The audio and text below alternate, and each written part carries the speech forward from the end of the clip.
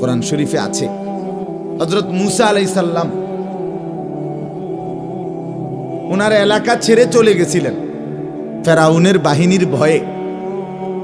এক লোককে থাপ্পড় দিছিলেন, মরে গেছিল ওই ভয়ে। তো যেতে যেতে পুরা মিশরের সীমানা হাঁটতে হাঁটতে হাঁটতে হাঁটতে উনি পার হইয়া একাকী অনির্দিষ্ট গন্তব্যে, কোথায় যাচ্ছে জানে না।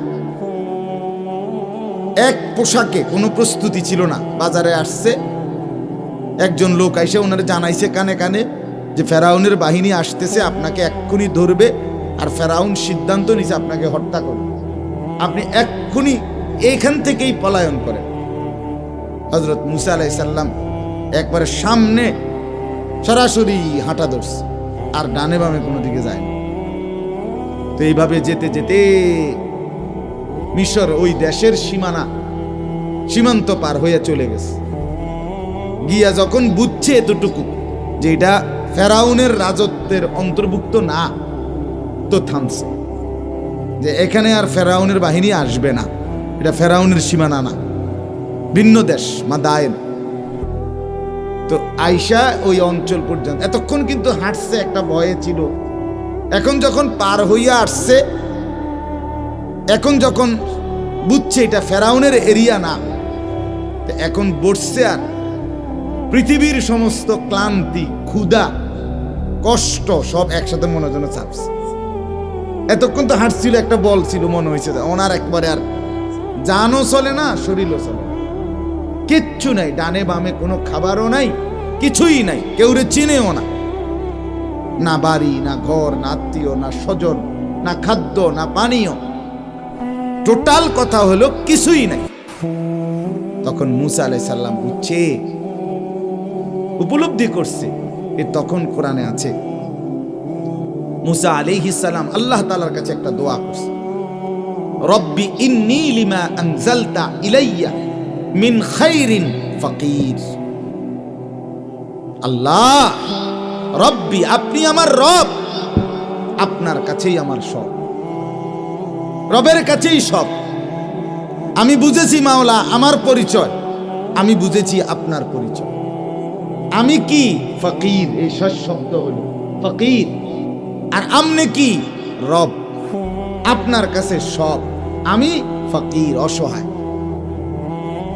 এই দুইটা পরিচয় ক্লিয়ার করে দিছে আল্লাহ। আমি হলাম ফকির, আপনি হলেন রব। ইন্নী লিমা আনজালতা ইলাইয়া মিন খাইরিন, এখন আপনি আমারে হালাল পন্থায়, হালাল হিসাবে যা দিবেন আমি তারই মুখাপেক্ষী, আমি ফকির, আমার কিচ্ছু নেই। রব্বি ইন্নী লিমা আনজালতা ইলাইয়া মিন খাইরিন ফাকির। সাংঘাতিক কথা হলো মিন খাইরিন কইছে, অর্থাৎ এতটা চূড়ান্ত ক্ষুধার্ত, দিক বিদিক শূন্য, কিচ্ছু নাই সামনে, চেনা নাই, জানা নাই, তবুও বলছে আল্লাহ এই অবস্থায়ও কিন্তু দিবেন যেটা হালালটা, হারাম খাবো না, খায়ের যেটা, খায়ের উত্তম যেটা, উত্তম যেটা। অভাবে পড়তে পারি, ক্ষুধার্ত হইতে পারি মাওলা, ঘর নাই, বাড়ি নাই, পরিবার নাই, আত্মীয় নাই, সুজন নাই, চেনা নাই, জানা নাই, কিন্তু তবুও হালালটা চাই। কি চাই বলেন না? হ্যাঁ বাপ, হাসতে হাসতে হারাম খান, হাসতে হাসতে। সংসারে অভাব ছিল না, চলতো এমনি, আপনি শুধু শুধু সুদে টাকা নিয়ে ফোলাগারে বিদেশ ফেলাইছে। এবারটা বিদেশ না গেলেও সুদের টাকা দিয়ে আপনার সংসার চলতো। আপনি হাসতে হাসতে তামাশা করে হারাম খাইলেন, হারাম। হাসতে হাসতে মিশা কথা কইলেন, সত্য কথা বললে হয়তো 3 টাকা লাভ হইতো, অন মিশা কথা কনে 6 টাকা লাভ হয়েছে, এর দূরারি 3 টাকা বেশি লাভ হয়েছে, কিন্তু আগের 3 টাকা দিয়েই সংসার চলতো। শুধু শুধু মিথ্যা কথা বলে আরো 3 শতক জমি আমনে চাচার থেকে, আরেক বাইর থেকে মিথ্যা কথা কইরা, বাটফারি কথা কইয়া আরো 5 ঘন্টা জমি, 3 ঘন্টা জমি, 5 শতক জমিন হলে বাড়াইয়া লইছেন আর এমনিতেই আপনার আগে 25 শতক আসিল, অন্য হলে বাটফারি করে আরো 5 শতক বাড়ছে 30 শতক। আসলে আপনার জিফুতের আপনার হালাল 25 শতক দিয়েই চলতো। আপনি শুধু শুধু এই 5 শতক জোড়া দিয়া আপনি 30 শতকের সালি করে দিলেন। আপনি পুরা বালতি দুধের মধ্যে ওই 1 ফোঁটা পেশাব দিয়া পুরা দুধটারে কি করে দিলেন, নাপাক করে দিলেন। আপনি বোকামি করলেন, আহম্মকি করলেন, আপনি বেউকুফ। জিফুতের লেগে করছে দূর মিয়া, আপনি বেউকুফ মিয়া। হারামখোর আবার জিফুতের লেগে কি করছে? হারামখোর তো হারাম করে, সুদখোর তো সুদ করে, কিস্তিখোর তো কিস্তি করে, মিথ্যুক তো মিথ্যুকই। আবার এর ভালো মানুষ কেন পাবে? কথা বলেন না কেন? এ তো বাটপার তো বাট পারে, সিটার তো সিটার। সিটার ভূতের লেগেও যদি করে তাও সিটার, আরেক বাটার লেগে করলো ওটা কি?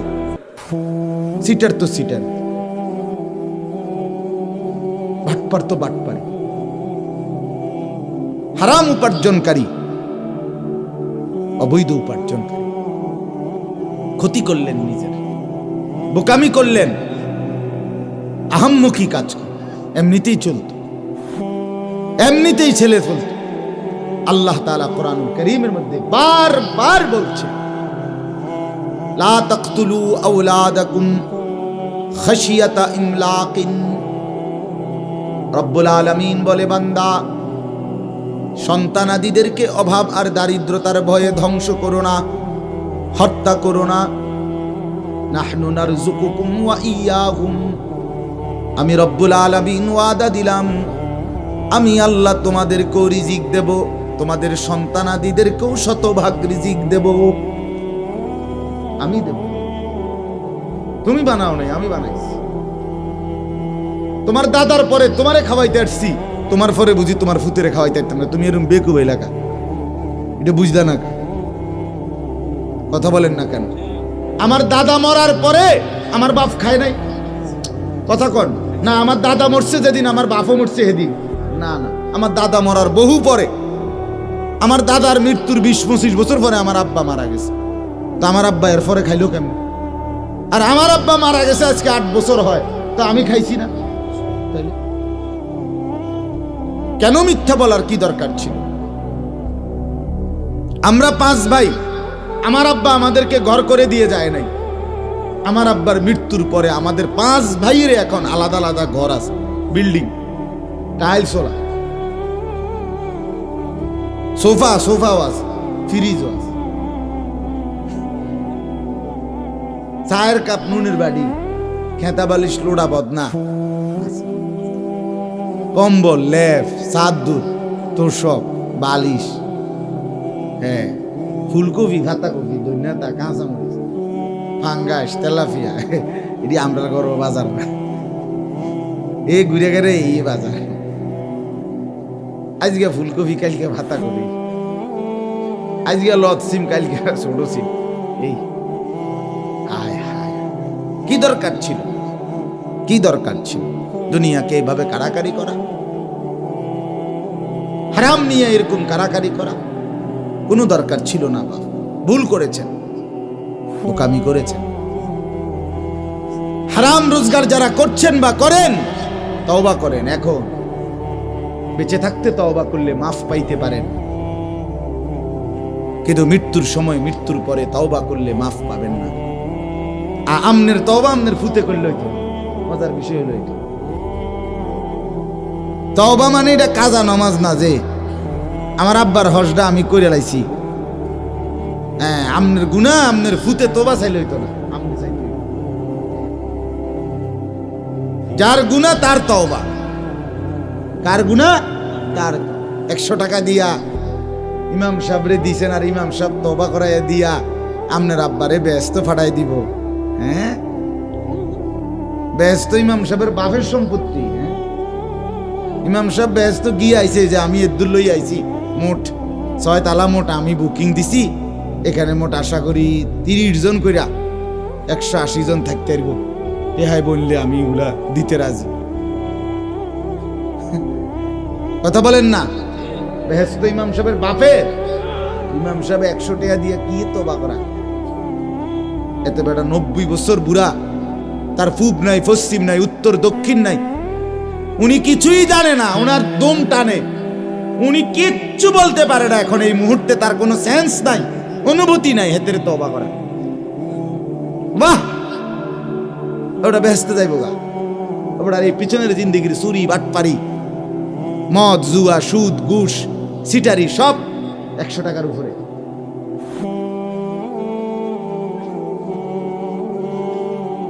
দোস্ত আমার, বাপ আমার, বন্ধু আমার, চাচারা, কোরআনুল কারীমের মধ্যে আল্লাহ তাআলা তওবা করা এভাবে বলে নাই। ওয়াল্লাযীনা ইযা ফাআলু ফাহিশাতান আও যালামু আনফুসাহুম যাকারুল্লাহ ফাস্তাগফারু লিযুনুবিহিম ওয়া মান ইয়াগফিরুয যুনুবা ইল্লাল্লাহ ওয়ালাম ইউসিররু আলা মা ফাআলু ওয়া হুম ইয়ালামুন।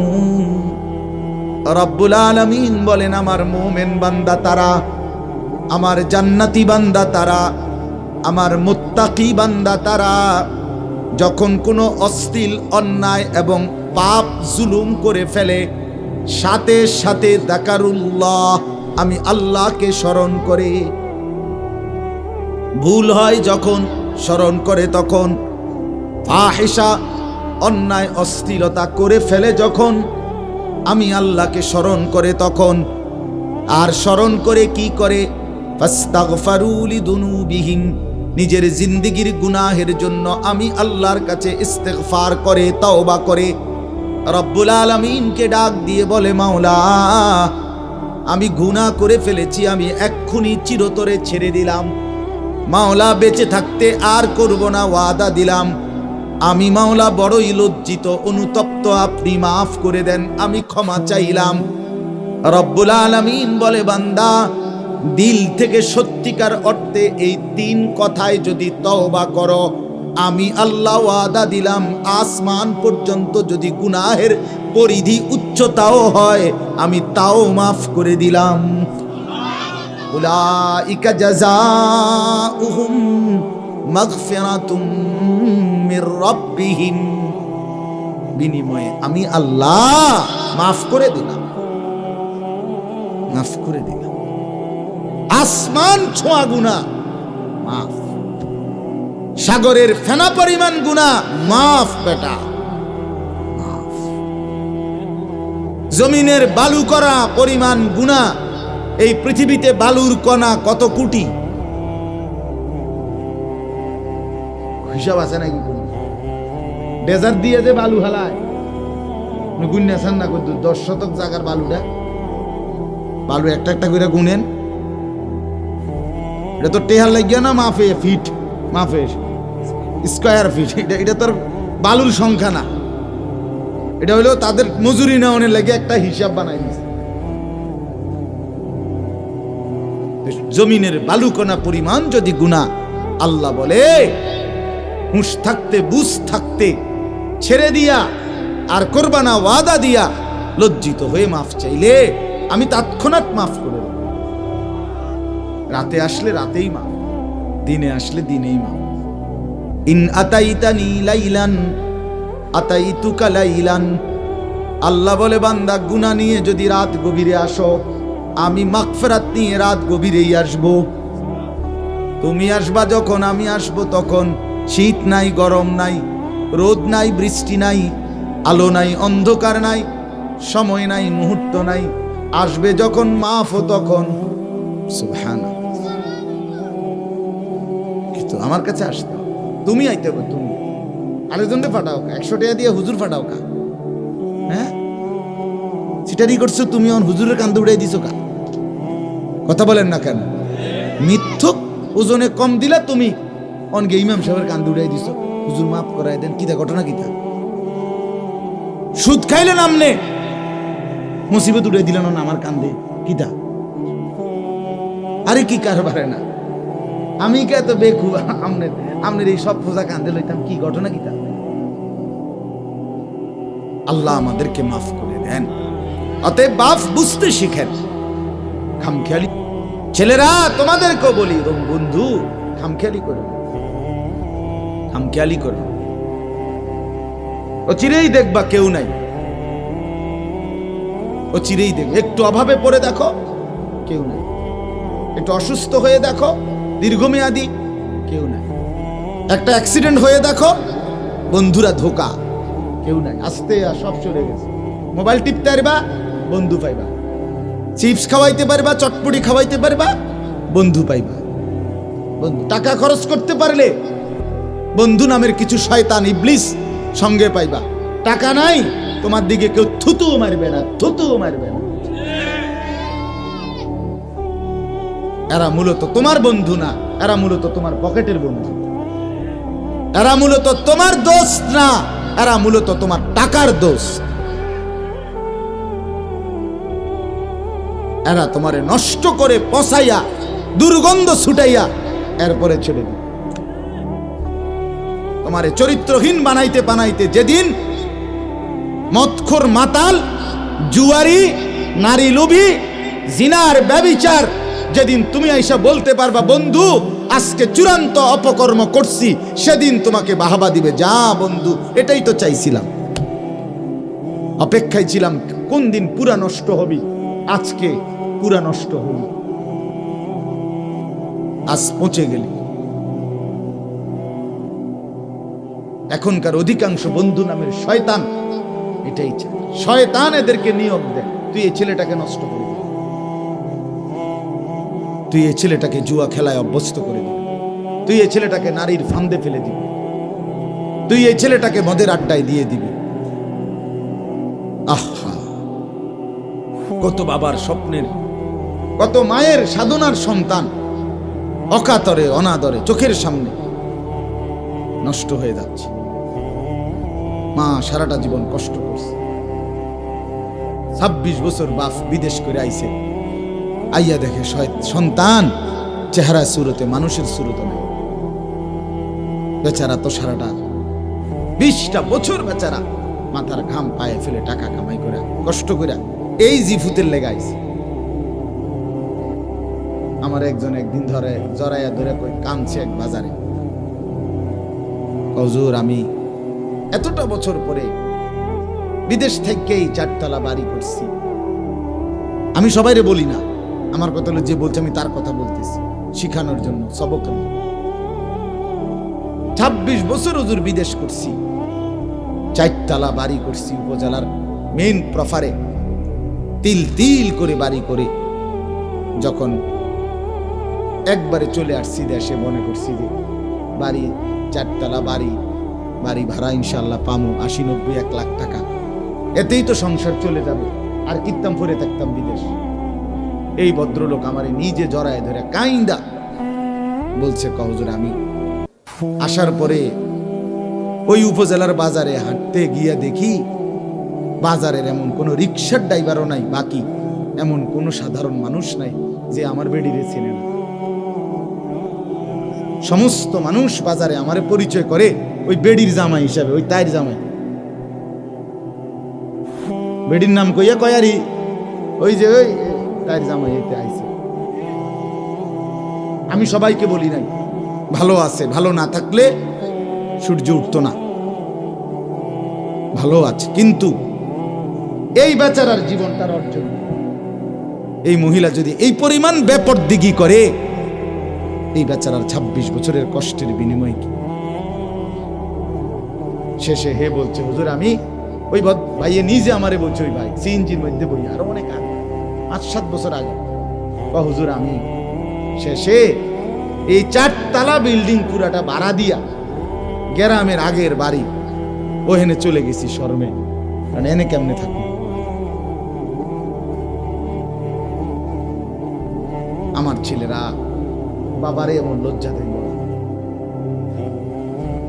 তুমি যদি কোনোদিন মানুষ টের পায় তুমি কোনো নারীর সাথে মেয়ের সাথে অপকর্ম করছো, তাইলে তোমার বাবার 30 বছরের 50 বছরের সাধনা বৃথা হয়ে যাবে। যদি কোনোদিন খবর হয় মানুষ জানলো তোমারে জুয়ার আড্ডায় দেখছে, সেদিন তোমার মায়ের পবিত্র দুধ বৃথা হয়ে যাবে। যদি কোনোদিন খবর আসে কোনো বেশ্যা মেয়ের সাথে তোমারে কেউ দেখছে, তো তোমার বাবার কষ্ট, মাথার ঘাম পায়ে ফেলা, মেহনত সব বৃথা হয়ে যায়। ওই বাপ তখন লজ্জায় মাথা নুয়ে ফেলে, হায় আমার জীবনের অর্জন শেষ। যেন বাপকে লজ্জা দিও না, মাকে লজ্জা দিও। তুমি মুসলমানের বাচ্চা, তুমি সিনেমার নর্তকীর হাতে বড় হও নাই, বরং এক পবিত্র মা তোমারে 2 বছর দুধ খাওয়াইয়া বড় করছে। মোবাইলের নর্তকী তোমারে বড় করে নাই, ফুটবলের খেলোয়াড়ের সন্তান না তুমি, তুমি মুসলমান বাবার সন্তান।